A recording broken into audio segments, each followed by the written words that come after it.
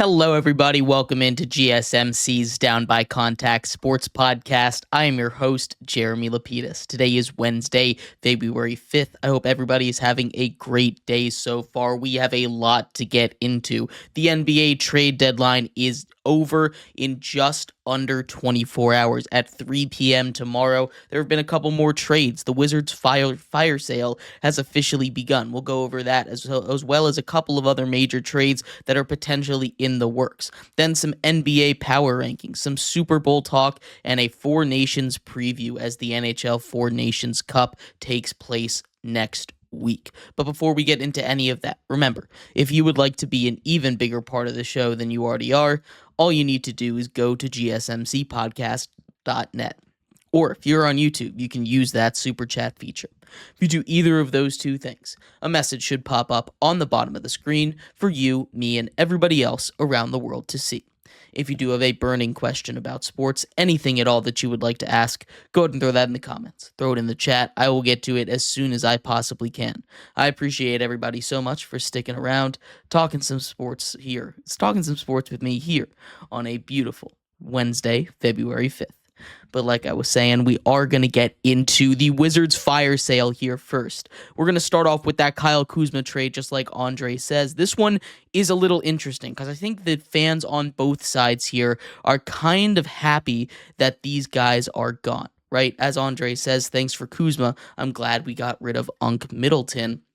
It's kind of the same idea over in DC with the Washington Wizards. I'm seeing a lot of Washington Wizards fans saying, thank God Kyle Kuzma isn't on my team anymore. So this feels like either a win-win or a lose-lose for both of these teams. Let's go over their stats real quick. This was a trade between the Bucks and the Wizards that saw Khris Middleton being sent over, as well as AJ Johnson, a rookie from this year, as well as the Wizards having a right to a first-round pick swap in 2028. In exchange, the Bucks will get Kyle Kuzma. He's got 2 years of control left after signing a 4-year deal at the end of last season.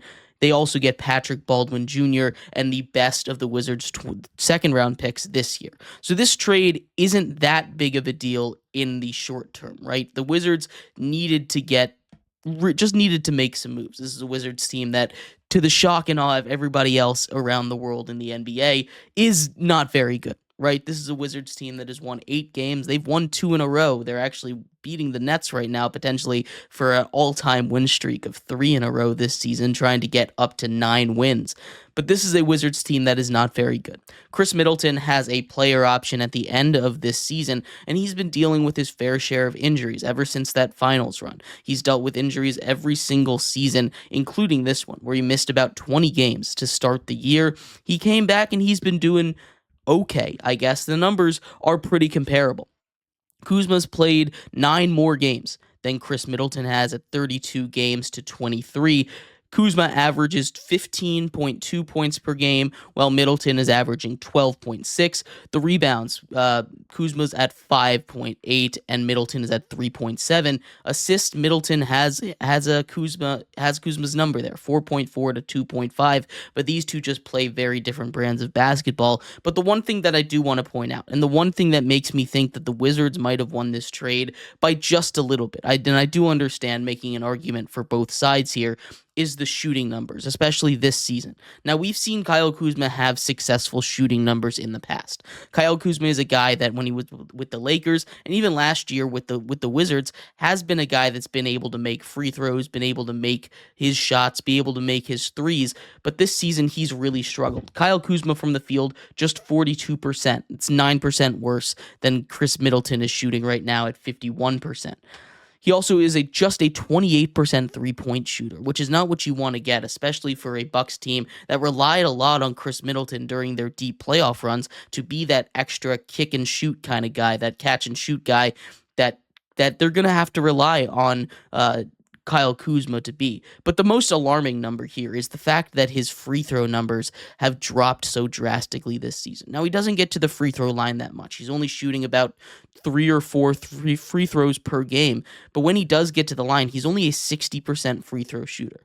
In his career, he's about a 75% free throw shooter. The number has dropped drastically. Now, I think a change of scenery is going to do wonders for him. I really do, because we've seen him be successful. We've seen Kyle Kuzma be successful in the past. Again, being one of those big pieces for the Lakers in their championship run in 2020.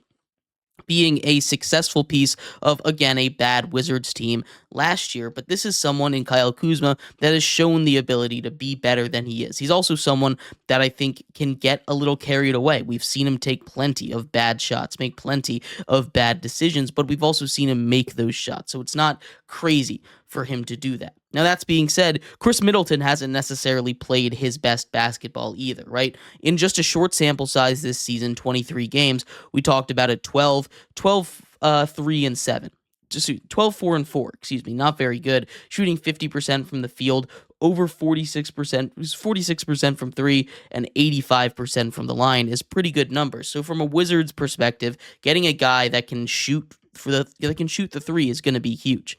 This is one of those trades that, again, is probably not going to matter too much in the long run. Khris Middleton has a player option at the end of this year, and he's not going to come back to the Wizards, right? He's going to go be a free agent and go get a ring somewhere else, right? He did his job. He got, like Andre is saying, Middleton is always hurt. He got a ring over there with the Bucks, right? This is something that when you take a look at his tenure with the Bucks, and honestly, I wouldn't even be that surprised. Actually, I take that back. If he goes back to the Bucks in free agency, because again, a player option at the end of this year, he's not sticking around in Washington unless something crazy and magical happens.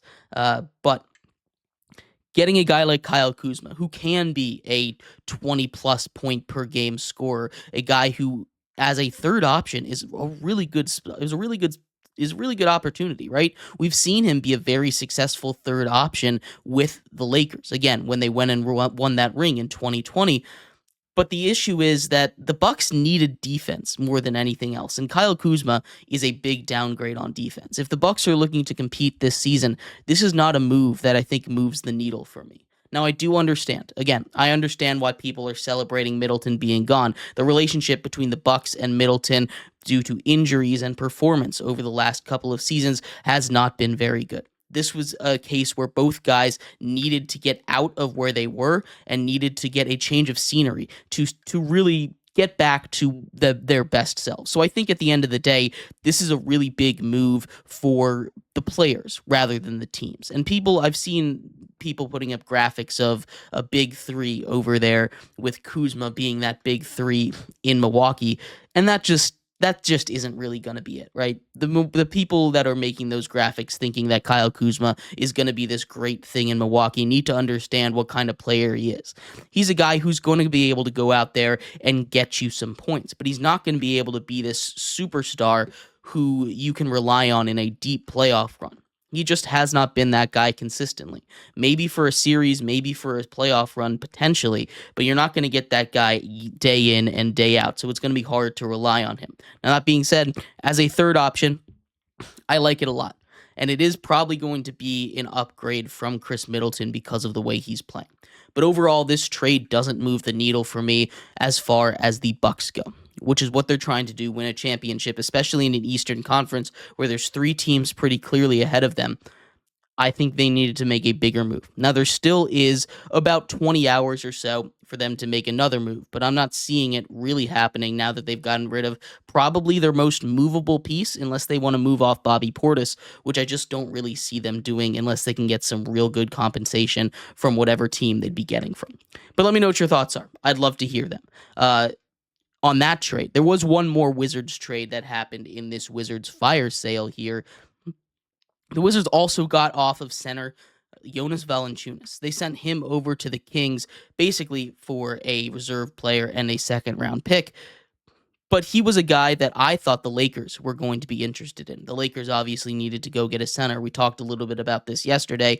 I think that's a price the Lakers could have afforded, right? They could have afforded. They still had a lot of guys left that they could move, and getting a center like Valanciunas, who now goes to the Kings, is going to be able to be a big body in the middle next to Sabonis.